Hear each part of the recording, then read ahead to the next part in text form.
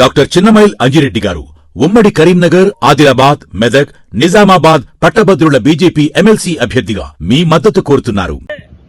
కాంగ్రెస్ వస్తే 2 లక్షల ఉద్యోగాలు ఇస్తానని చెప్పేసి రేవంత్ రెడ్డి ప్రతిపక్ష నేతగా ఉన్నప్పుడు పదే స్టేట్మెంట్లు ఇచ్చి ఈ విద్యార్థులు సద్దులు పట్టుకొని ఈ విద్యార్థులు ప్రతి ఒక్క ఇంటికి పోయి బతలాడి ఓట్లు వేపిస్తే అధికారంలోకి వచ్చినటువంటి కాంగ్రెస్ పార్టీ అధికారంలోకి వచ్చిన కాంచి కనీసం ఇప్పటి వరకు 5,000 ఉద్యోగాలు కూడా ఇవ్వలేదు. తన కాంగ్రెస్ మేనిఫెస్టోలో యువ వికాస్ పేరుతో అధికారంకి రాగానే 2 లక్షల ఉద్యోగాలు కేవలం సంవత్సరంలోనే పూర్తి చేస్తారని చెప్పి మాట ఇచ్చి కూడా ఇంతవరకు నిలబెట్టుకోలేదు. అదేవిధంగా జీవో 29 ఎస్సీ ఎస్టీ బీసీలకు వ్యతిరేకంగా తీసుకురావడం జరిగింది. 46 జీవోను రద్దు చేస్తామని చెప్పి కనీసం 46 జీవోను కూడా రద్దు చేయాలనేటువంటి పరిస్థితి ఉన్నది.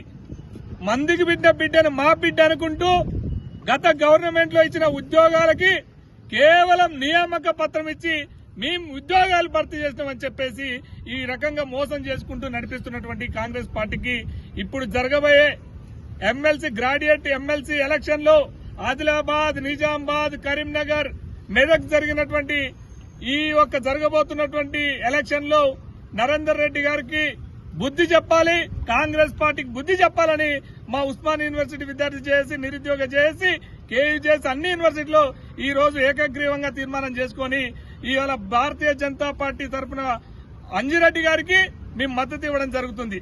ఎందుకు అంజిరెడ్డి గారికి మద్దతు ఇవ్వడం జరుగుతుందంటే నిరుద్యోగుల పక్షాన మొన్న lathi charge RTC cross road లో లాఠీ చార్జ్ చేస్తే బీజేపీ వాళ్ళు వచ్చి మాకు మద్దతు ఇవ్వడం జరిగింది.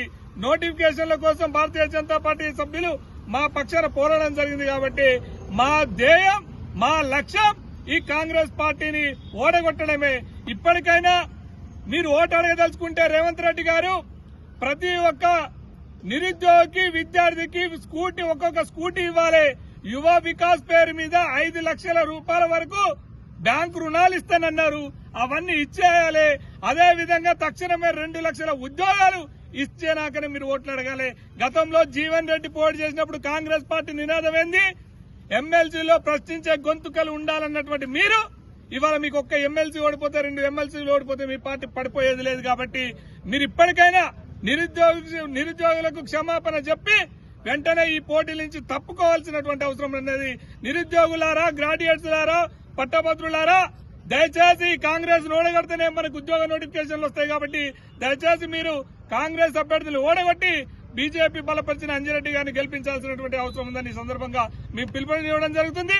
ఈ జిల్లాలో ఖచ్చితంగా ప్రతి మండలాల వారిగా, గ్రామాల వారిగా వెళ్లి మేము ప్రచారం చేద్దామని సిద్దమైనట్టు మీకు తెలియజేయడం జరుగుతుంది.